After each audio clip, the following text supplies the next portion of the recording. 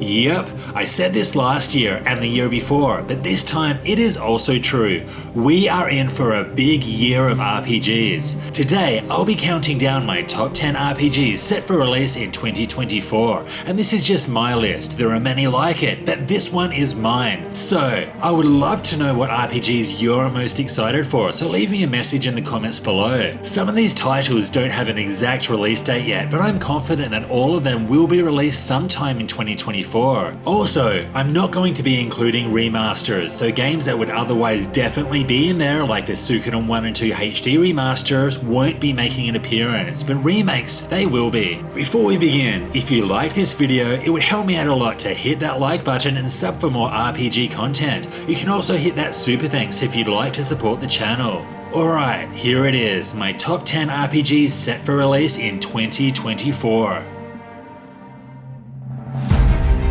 At number 10, we have one of those games that I've always wanted to play but never had a chance. You know, maybe its price tag has something to do with that. I'm talking about Paper Mario: The Thousand Year Door. But now, I don't have to win Lotto because this critically acclaimed RPG is getting a full remake. Basically, you control a 2D version of Mario where you explore various worlds that look like paper to collect 7 crystal shards. In the turn-based battle system, Mario and his companion can initiate timed-based presses to their advantage, which is something that I always loved from the original Super Mario RPG. This game just looks to be a very fun, light-hearted journey, and I can't wait to experience this classic for the first time in 2024. Now, it feels like this next one has been in development forever. Developed by Cygames, Granblue Fantasy Relink is the latest in the Granblue Fantasy series. If you haven't jumped into this series before, that's fine, as Relink takes place in a different location. However, some of the original characters will make an appearance. This brand new story will see you traveling across the lands and the skies, and this totally has some Skies of Arcadia vibes. Aside from the main story, you can also take on over 100 quests, either solo or with up to 3 other players, which sounds really cool. The action-based combat looks to be a lot of fun, with many different playable characters, each with their own playstyle. The trailer also features quite a few boss fights, and these all look very fast-paced and intense, which is totally my jam. Granblue Fantasy Relink is set for release on the 29th of January, and looks to be a great way to start off the year. I feel like a Dragon Infinite Wealth would be a lot higher on my list if I actually played the first title. I wanted to play all of the main Yakuza games before Like a Dragon, but that never happened. Excuses aside, Infinite Wealth looks awesome. The protagonist of the first game, Ichiban Kasuga, will team up with the core series protagonist Kazuma Kiryu in Hawaii. Yep, this is the first time the series has ventured outside of Japan, which is a great choice in my opinion. Just like the original, there will be a turn-based combat system, jobs, and of course loads of minigames, which is one of the coolest things about this entire franchise. There's not long to wait now. Like a Dragon Infinite Wealth is set for release on Jan 26.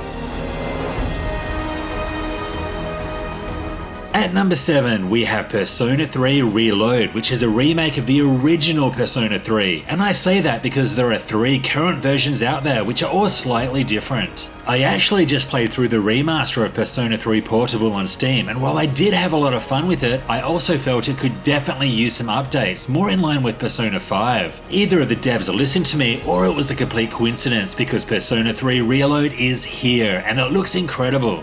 Not only have the visuals had a complete overhaul, but there's also all new story scenes, additional character interactions, and a load of quality of life features. And while Reload looks to be the best version out there, it's by no means the definitive edition, as it won't have the female protagonist option from Portable and the epilogue from FES. But at least we are able to control our party members, just like you could in Portable. If you're a fan of Persona 4 or 5, then playing Persona 3 Reload is a no-brainer. You can check it out on the 2nd of February.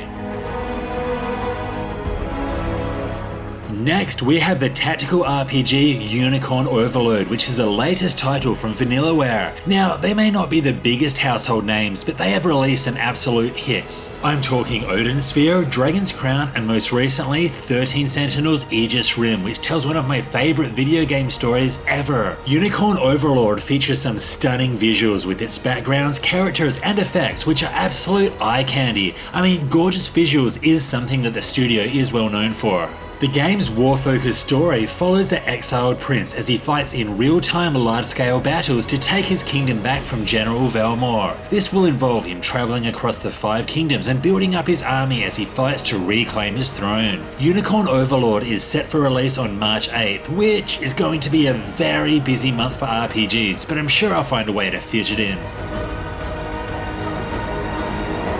At number 5, we have a brand new IP developed by Studio Zero, which features the creators of Persona 3, 4, and 5. Visually, this game looks amazing, not only in its character design and environment, but also its stylized interface, which is something that I really loved about Persona 5. Metaphor ReFantazio is set in New Sharonia, where the land is in chaos after the king is assassinated. Sometime later, a royal magic is invoked, causing the world to be embroiled in a tournament for the throne. Other features include a combat system that combines both action and turn-based commands, and a social system similar to that in the Persona series. Not too much is known at this point, but Metaphor ReFantazio is shaping up very nicely, and I can't wait to learn more.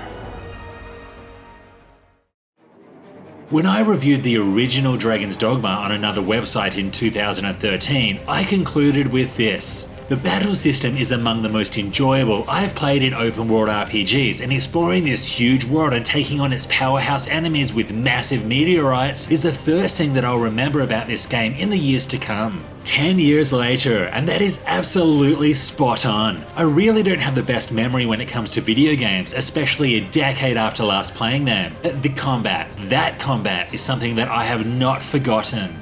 If the trailers and gameplay videos are anything to go by, Dragon's Dogma II is going to be amazing. A narrative-driven RPG where you slay giant monsters within a massive, beautiful open world? Yes, please. And as tempted as I am to swing around a giant sword, I can't pass up being a mage and summoning freaking meteorites on top of my enemies. That was just so much fun in the original. Dragon's Dogma 2 is set for release on March 22nd on PS5, Xbox, and Steam.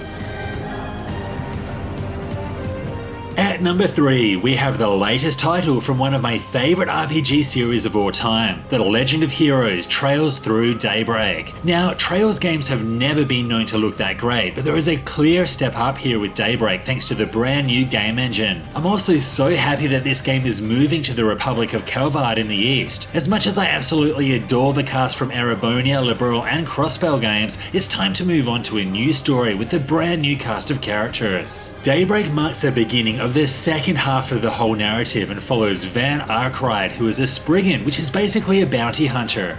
This chapter-based narrative will be located in the city of Edith, where Van can interact with other characters and take on side missions and then venture out for main missions throughout Calvard. Something new this time around is an alignment system based on law and chaos. Now, this doesn't impact the main story, but it does unlock certain options regarding some of the factions in the game. Trails Through Daybreak is set for release during summer of 2024 and will be a great place to jump into the series if you haven't already.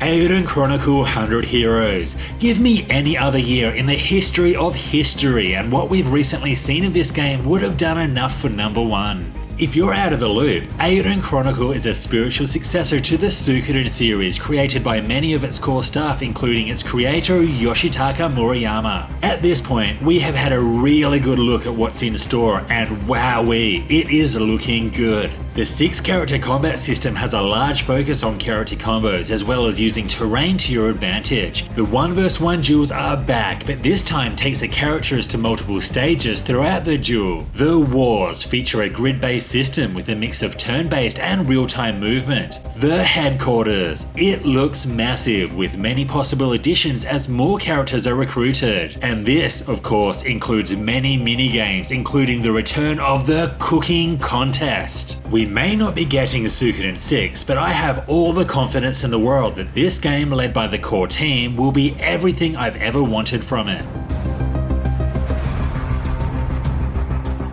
Yep, there is only one game that could possibly top Eiyuden Chronicle on my top 10 list, and that is Final Fantasy VII Rebirth. At the time, back in 2020, I had absolutely no idea that FF7 Remake was going to blow me away as much as it did, and somehow FF7 Rebirth looks even better. The most recent theme song announcement trailer showed us even more of what we have in store, and my god, are we in for a treat. We're getting Vincent, we're getting Sid, we're getting Zack, and of course a recreation of all the locations that we loved, such as the Gold Saucer. But I think the thing that I'm most excited for is not knowing how things are going to play out. There is obviously some really crazy stuff happening here with Zack and the multiple timelines and everything, but how far is it going to go? My hype level for this game is at an all-time high. Bring on Feb 29. And there it is, my top 10 RPGs set for release in 2024. There are some killer titles coming up, but I'm a bit worried how I'll manage to play them all, since 7 out of 10 of them are going to be released in April or earlier. What did you think of this list, and what titles are you most looking forward to in 2024? Let me know in the comments below. This was Hellfire RPGs, thanks for watching. If you liked this video, hit like and be sure to sub for more RPG content. See you next time.